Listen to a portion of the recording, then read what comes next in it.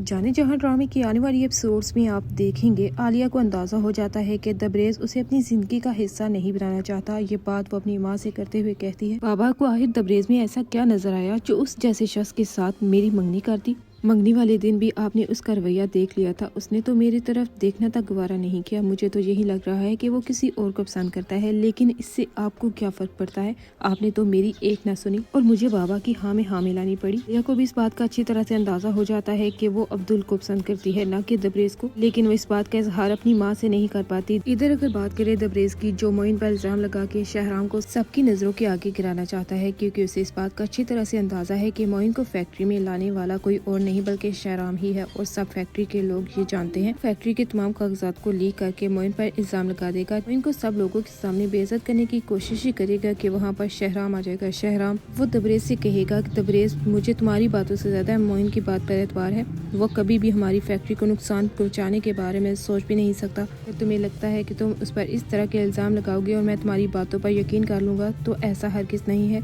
इस तरह की बातें सुनने के बाद तो काफी ज्यादा दबरेज गुस्से में आ जाएगा। वो अपने भाई से साफ साफ कहेगा, मुझे तो पहले ही आपकी नीयत पर शक था, आपको अपने भाई पर यकीन नहीं, लेकिन इस झूठे शख्स पर है जो फैक्ट्री को नुकसान पहुंचाना चाहता है। मैंने तो आपसे साफ साफ कहा था कि इस मोइन को दोबारा इस फैक्ट्री में मत लाएं, लेकिन आपने मेरी एक ना सुनी। देख लिया आपने अपनी मर्जी का नतीजा। अगर उस वक्त आपने मेरी बात मानी होती ना, तो आपको इतना बड़ा लॉस किसी सूरत पर ना देखना पड़ता। लेकिन अब मैं कर भी क्या सकता हूँ, हकीकत आपके सामने होते हुए भी आप मुझ पर शक कर रहे हैं। मोइन शहराम से कहता है, रान साहब, ये बात आप अच्छी तरह से जानते हैं कि मुराद शाह पर मेरा कितना एतबार था। मैंने कभी भी उनके साथ गद्दारी करने का सोचा भी नहीं। दबरेज भाई को पता नहीं क्या हो गया है जो मुझ पर इस तरह का इल्जाम लगा रहे हैं। मेरी बात समझने की कोशिश करें, मैं ऐसा करने के बारे में सोच भी नहीं सकता। शहराम कहता है, मोइन, तुम्हें मुझे सफाइयाँ देने की जरूरत नहीं। फैक्ट्री के कागजात को किसने लीक किया है ये बहुत जल्द सबके सामने आ जाएगा और इस बात का भी अच्छी तरह से अंदाजा हो जाएगा कि आखिर फैक्ट्री को कौन नुकसान पहुंचाना चाहता है और कौन नहीं। तब तो दबरेज गुस्से में आग बगोला हो जाता है।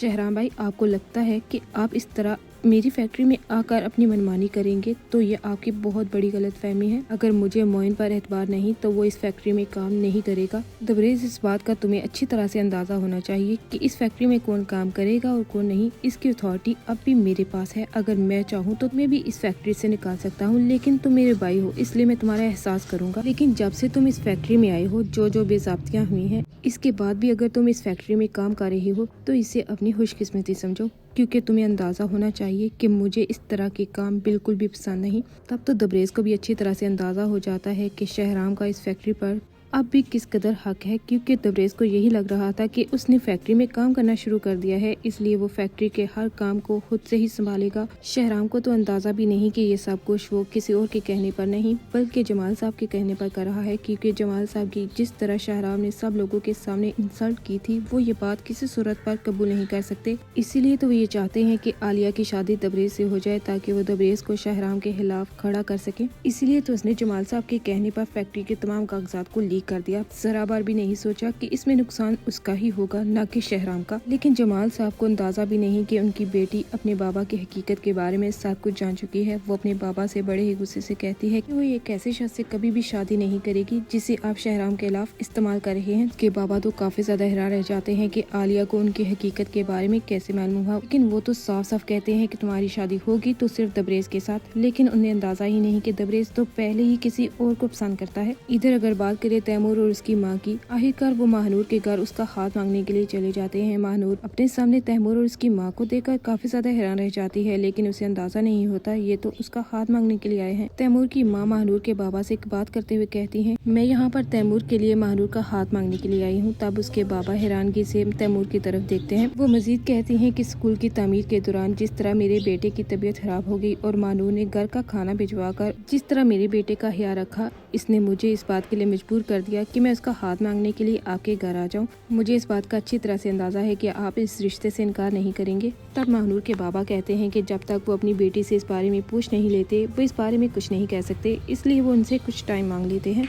जब वो वहाँ से चले जाते हैं तो महानूर के बाबा अपनी बेटी के पास आकर कहते हैं, तैमूर एक अच्छा लड़का है, मैं चाहता हूँ कि तुम्हारी शादी उसके साथ हो जाए। तब महानूर काफी ज्यादा हैरान रह जाती है, क्योंकि उसे लगता है कि उसके बाबा को इस बारे में कुछ भी मालूम नहीं कि वो और शहराम एक दूसरे को किस हद तक पसंद करते हैं। जब वो शहराम के बारे में अपने बाबा को बताती है तो उसके बाबा किसी सूरत पर इस रिश्ते के लिए रजामंद नहीं होते, क्योंकि उन्हें अंदाजा है कि बेगम साहबा किसी सूरत पर महानूर को हवेली में खुश रहने नहीं देंगी। बाबा आपको इस बात का अच्छी तरह से अंदाजा है कि शहराम मुझे अपनी जिंदगी का हिस्सा बनाना चाहता है, लेकिन इसके बावजूद आप तैमूर के मुतालिक मुझसे ऐसा सवाल कैसे कर सकते हैं? आप अच्छी तरह से जानते हैं कि मेरी पसंद क्या है। तुम्हारी पसंद के बारे में तो मैं अच्छी तरह से जानता हूँ, लेकिन बेगम साहबा की असलियत तुम नहीं जानती। वो किसी सूरत पर तुम्हें उस हवेली में खुश नहीं रहने देंगी। महानूर बेटा, मैंने कभी भी तुम्हारा बुरा नहीं चाहा, इसलिए तुम्हारे लिए जो भी फैसला करूंगा सोच समझ कर करूंगा। मैं चाहता हूँ कि तुम्हारी शादी तैमूर से हो जाए। ये कहने के बाद वो वहाँ से चले जाते हैं। तब तो महानूर काफी ज्यादा परेशान हो जाती है, क्योंकि उसे समझ नहीं आती कि आखिर उसके बाबा को हो क्या गया है। वो इस तरह अचानक तैमूर से उसकी शादी करवाने के लिए पसंद कैसे हो सकते हैं। आयशी से अपनी बहन की यह हालत देखी नहीं जाती। आप इस तरह रो क्यों रही हैं? कुछ भी नहीं होगा। कौन सा आपने तैमूर से शादी करने की हामी भर दी है? शहराम भाई बहुत जल्द आपका हाथ मांगने के लिए हमारे घर आएंगे। आयशा और महानूर को तो इस बात का अंदाजा भी नहीं होता कि बेगम साहबा ने उसके बाप के कान में इस तरह की बातें डाल दी हैं कि वो किसी सूरत पर अब शहराम से अपनी बेटी की शादी करवाना ही नहीं चाहते, क्योंकि उन्हें ये बात तो अच्छी तरह से मालूम है कि शहराम एक अच्छा लड़का है, लेकिन बेगम साहबा उस हवेली में अगर महानूर गई तो वो उसे खुश नहीं रहने देंगी। आने वाली एपिसोड्स काफी ज्यादा इंटरेस्टिंग होने जा रही हैं।